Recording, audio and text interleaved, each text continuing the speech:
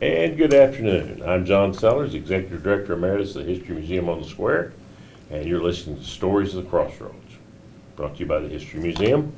We'll be on all hour here talking to Mark Hecky. Yes, Hecky. Mark Hecky, who is, he runs the, well, they used to call it the CVB, but now it's called Visit Springfield. They've just changed their whole identity and everything about them. Got a new logo, got a new car all painted up with their logo and everything on it. They're just stepping out into whole new territory and attracting people to come and visit this area and see what's going on in Springfield and the vicinity. And we're happy to have him on. We're going to talk about some things that are going on locally that are going to happen over the next few months and off in the future. And we'll get to that here in just a couple minutes. History Museum on the Square is open Wednesday through Saturday from 10 o'clock to 5 o'clock and on Sunday from 1 o'clock to 5. We're at 154 Park Central Square on the corner of Boonville Street and the Square. And we tell the stories of this place you call home in pretty good detail, I think. It's a very interesting museum with lots of interactives and things that you can bring people of all ages in to find out about the history of Springfield. So come by and visit us. We're always happy to see you. So that all being said, Robin's here eagerly awaiting, I don't know, whatever she does. And so, Mark, how are you? John, I'm very well. Good. It's great to be back. No, it's good to have you back. Good to have you back. I thought, since you changed your whole identity, assumed this new role, I thought we should have you back on. I didn't change my identity, just to be clear. We changed the organization's name. Yeah. So just the name change. Name, it was much bigger than that. It's our whole brand. It was an opportunity to really delve into how we are conveying Springfield to potential visitors, but more so as the Springfield Convention and Visitors Bureau, were we still relevant, not only today but also to future audiences. So it was a much needed exercise and a lot of research, and now, as you said earlier, we are now Visit Springfield, which at its top level will resonate more with potential visitors what we're actually about as an organization. So was this all done internally, or did you have consultants, or how did this all play out? Yeah, it's a really good question. It was a very extensive process. It was not internal at all. It was actually very external. We hired a company out of Washington, D.C., a brand sort of specialist in the travel space who had worked with cities like Las Vegas and DC and other big cities, and they basically came in and took us through a sort of a year-long exercise to really get to the core around what Springfield is, what is someone going to feel like when they get to Springfield, and all those kind of things. What was really a little bit differently as we took on this sort of research this year is our organization had always been very outward facing. We speak to visitors 99% of the time. That was always our message, but a lot of things have changed, certainly post-COVID now. It really, for us who we work in the travel space, our community is only as strong as its parts, and one thing that COVID showed us is that if we're not a strong community and we don't have our restaurants, our attractions all operating, then we have no purpose to sort of attract visitors. So this process was actually very much community input strong. We did surveys with almost 3,000 residents to help them give us more feedback about what they feel Springfield is like, and then mirror that with what a visitor feels like with Springfield. So we went to the visitor first, went to the resident first, then we went to the visitor, and then sort of correlated where the differences were. And to be honest, John, there were actually very striking differences on how a resident looks at Springfield and how a visitor looks at Springfield. So from that, we took a whole bunch more data. We've got stakeholders, our attractions, our hotels, everyone, and really gravitated to this, what we're about. As you probably know about projects like this, normally you try to gravitate to the one thing that makes you great. And what we all know is there isn't one thing that makes Springfield great. It is a collective of wonderful attractions, unique experiences that one isn't enough. So how do you bundle that? So that was really the challenge. So for us as an organization, really exciting, because now we are Visit Springfield. We have a whole new identity, a whole new brand, how we talk, the words we use. But we really came up with this sort of expression that our city is naturally original, which in its simplest sense, we are a city in the Ozarks, and we are that blend of it, which is really unique. And a lot of our parts of Springfield are truly original. They can't be fabricated. We bring visitors here and we hear words like, oh, it's so authentic here, and that's what we really like to experience. So that's where we are today. So now we're rolling that out, and unbeknownst to many, we rolled it out to the community first. If you went to the mall over the holidays, if you've driven around downtown, if you've looked at flagposts, you will see that this branding is out there. You'll see the naturally original hidden gems are meant to be found, and you'll see this new Springfield look. So it was a very community first initiative. And the reason for that is, John, is that when we want visitors, when they come here, to feel what we are telling them. We don't want that experience to be fake. We don't want to say, oh, look, it's going to be all X, Y, Z, and the visitor gets in, they're like, it's none of the above. We want it to be really authentic, and that when we tell people what Springfield's like, it's exactly what they're going to experience, and we think we've sort of bundled that into a really cool way. Now, do you all, I know you see visitors when they show up, when they come. Do you also have them, do you find a way to get input back from an exit interview, I'd say? Do you get to talk very much to them about what was your experience, what was good, what was bad, what was up, what was down?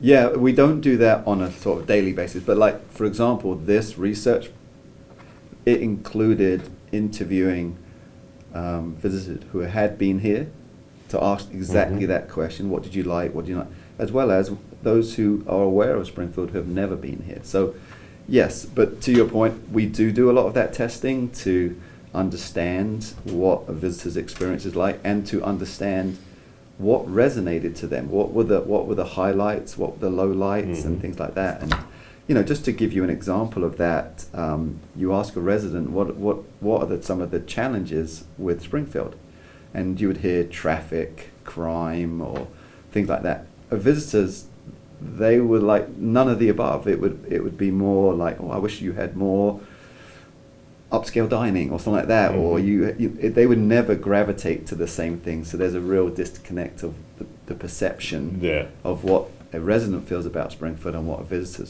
feels about Springfield. So it's quite fascinating. So it's our job to now help both of those audiences understand how great Springfield is. Yeah, absolutely.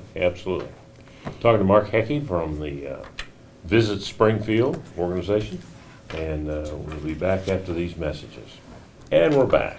I'm John Sellers, Executive Director Emeritus of the History Museum on the Square, and I've been speaking with Mark Hecky, who is President and CEO of Visit Springfield, formerly known as the Convention and Visitors Bureau.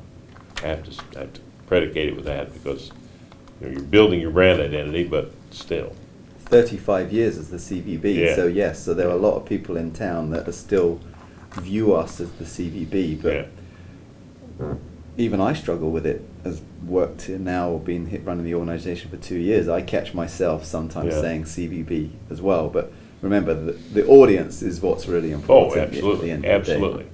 And I've noticed that down at your offices there's a whole new look there too. You've kind of Yeah, not only was it a name change, it's a whole identity. I joke in the beginning, it's not my identity change, but quite literally, we have changed the whole identity for the organization. It's obviously our role. We view as we are going out and telling the world how great Springfield is, and we know that message has to be perfect.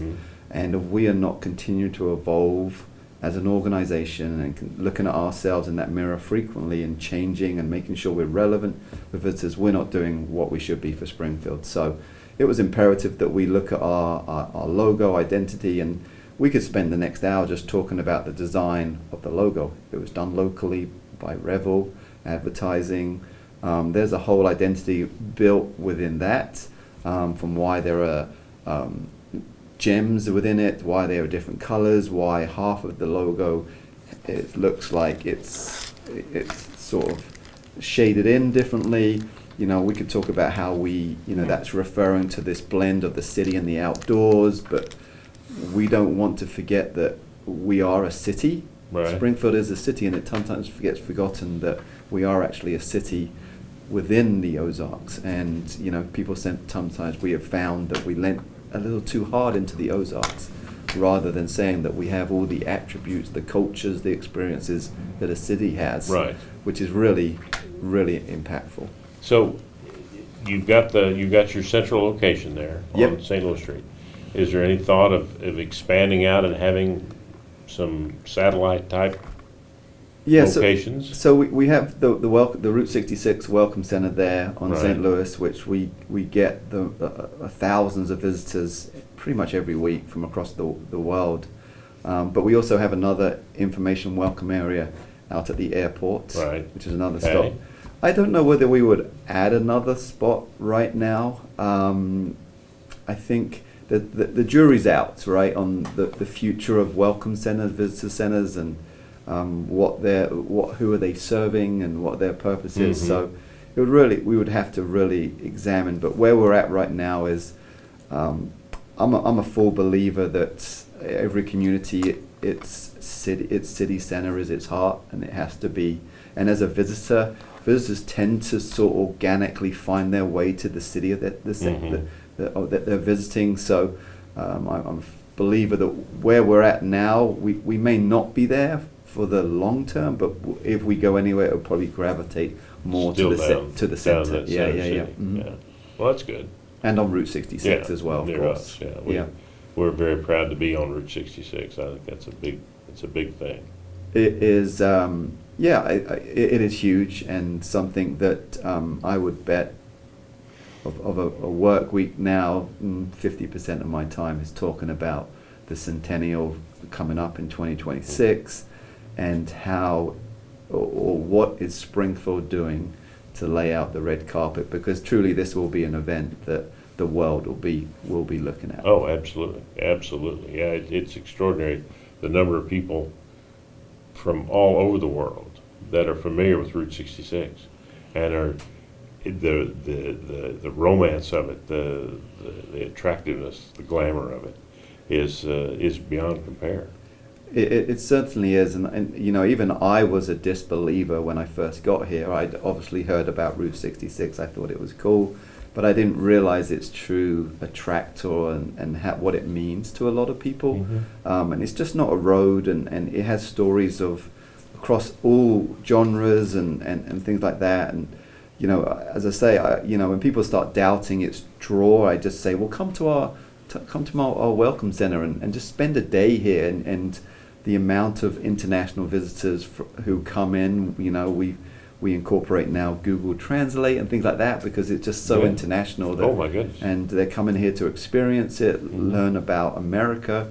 It's truly great, and as we were talking earlier, what we're trying to do is to keep them here a little bit longer and to experience more about Springfield and Route 66, the history, and everything else the city has to offer. Right. Now that's it's pretty astounding. It really is. And now, as we have fought our way through COVID and out on the other side, I hope we'll start to see some of those big groups, motorcycle tours, and people like that we were seeing before it all hit, that were coming through the city, and yeah, it is amazing the number of people.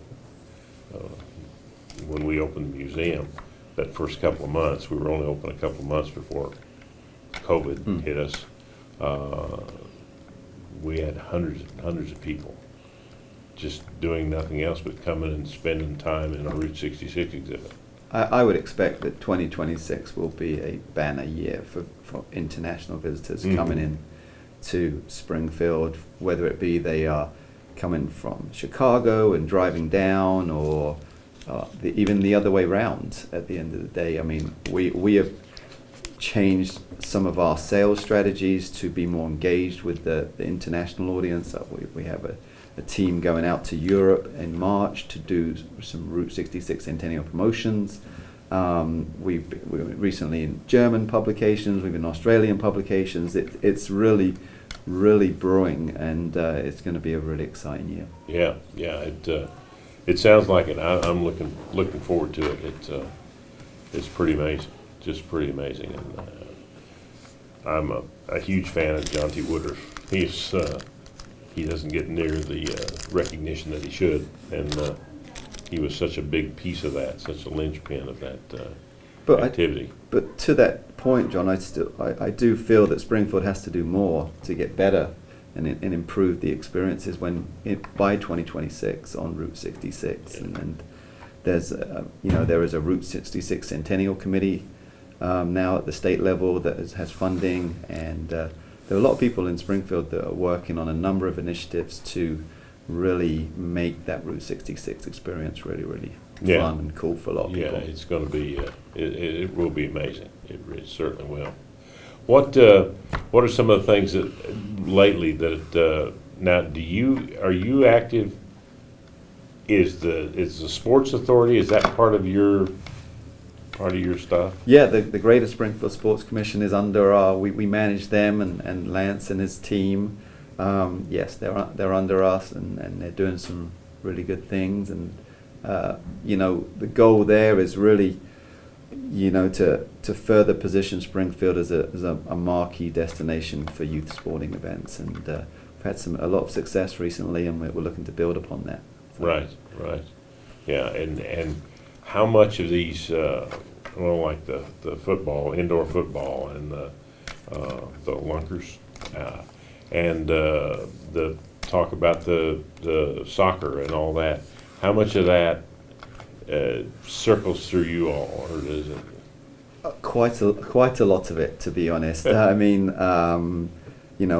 Lance and the sports team, they are constantly out around the country looking for new events to bring to Springfield. Just last weekend we had the tournament champions, but the same weekend we also had USA Wrestling having a state event. We also had a regional gymnastics competition going on. We've got USA BMX national event coming in soon, another wrestling event coming in. We just secured the Special Olympics will be coming back in October. Rugby's coming in, so this is all predicated on having the right venues, and Springfield has invested heavily in that, and this is the reward for that. Where are they going to play rugby? They're playing that out at the Betty and Bobby Allison Sports Town. Oh, okay. Yeah. So that's. I don't know if there's many rugby fans around here, but yeah. Used to be quite a few. Had a good rugby team here. Yeah. And the Rugby World Cup is coming to the USA in, I think, 2030. So there's a whole push to get rugby to mainstream. Yeah, that people here they have no concept of rugby, a lot of them, but yeah, that'll be interesting. That'll be fun.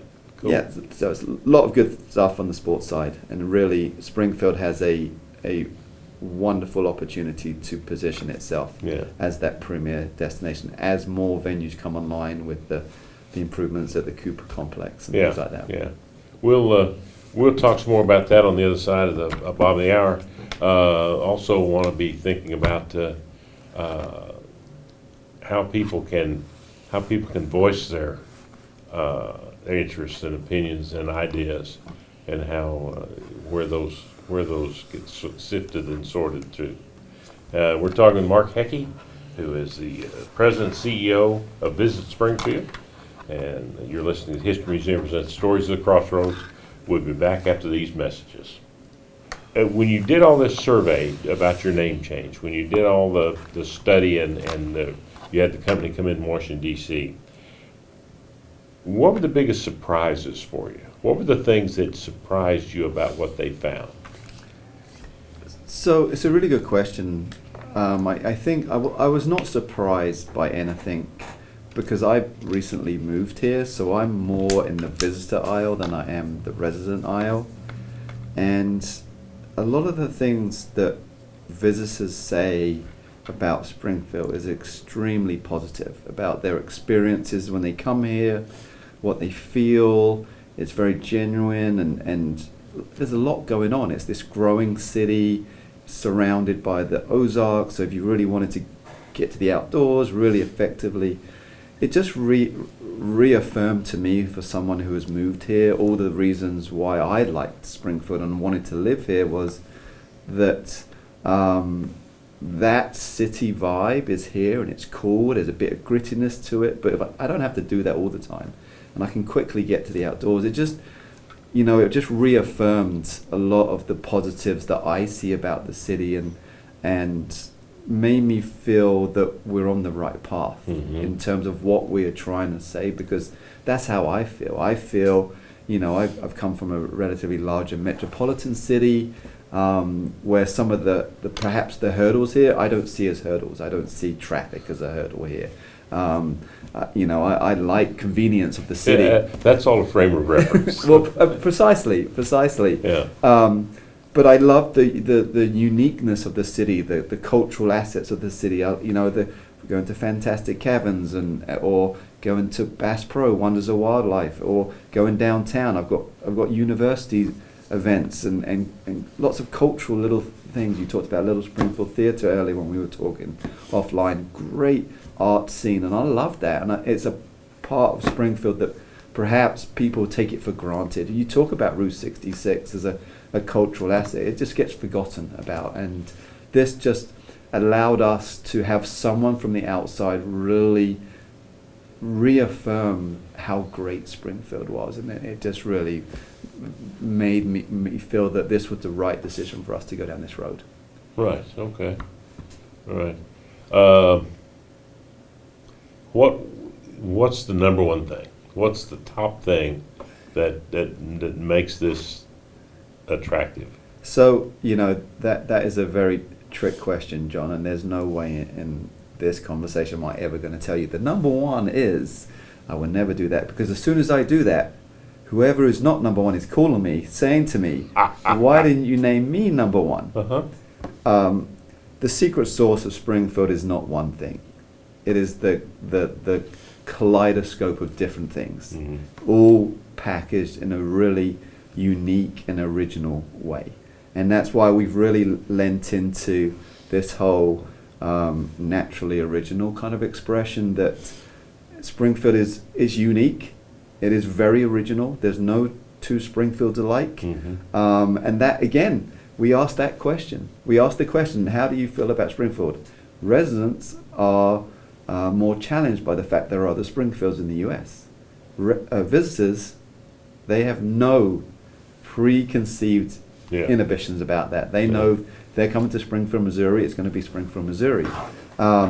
So there isn't one. It's everything. And honestly, the people of Springfield are very important to that as well. And one of the huge decision makers for me moving here was my interactions with people from Springfield, and how I felt that was a very welcoming, inquisitive kind of experience that I found very compelling. And that's something that we try to convey through this new brand, is this sort of welcomeness and this sort of Midwest Southern culture of friendliness that is woven into the culture here, which is really appealing to visitors who don't get to. From living in other places,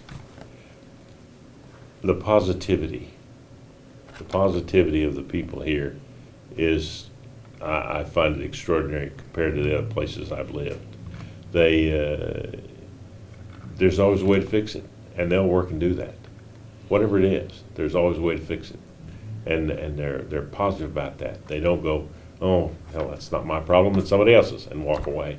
And to that point, John, we've all been to cities where we've had that experience where it's not that way. No, and I'm not going to all. name any cities that we could roll off 5 very quickly. Yeah. But for someone in my position who is there promoting Springfield as a destination, well, I know that the culture of the people is generally welcoming. I'm halfway there. So now when I convey this sort of welcoming community that's now, we've got all these unique cultural experiences, outdoors experiences, university experience, it makes it just a real exciting place for people to come eagerness visit. to make it bigger and better. Yeah, too. absolutely. Yeah, eagerness to go a new direction and make things happen. I think, one of the things that we learned also from visit that there is a wealth of things to do here. Oh my. And yeah. just from the dining scene, the cultural scene, the attraction scene, and then we are a sort of hub. If someone wants to just nip down to Branson for the day, we can do that too, or go to Silver Dollar City. We are very connected, and we have a depth to us. Right. So. Right. Yeah. And lots of other than snow skiing, there's pretty much anything you can think of, we've got it here. Thankfully, there's no snow skiing, but I was doubting that last week when I Yeah. was watching the 8 inches of snowfall, to be honest, John. Yeah, exactly. But I mean, seriously, I mean, if you want everything from scuba diving to whatever, there's some way to do it here. I got scuba certified here, believe it or not. My wife is a huge scuba diver, and we got certified in Springfield, Missouri. So that's amazing. Yeah. That's just went down to Table Rock and everything. So yeah, that's awesome. You'll be treasure hunting down there before you know it. That's more your area than mine. Oh, but okay. and I'm promoting Springfield first Oh, as well, yeah, just so we're clear. We're talking to Mark Heckey, who is the president and CEO of Visit Springfield, about this community and all the things that are going on and all the things that are attractive about this place we call home. History Museum presents Stories of the Crossroads, and we'll be back after these messages.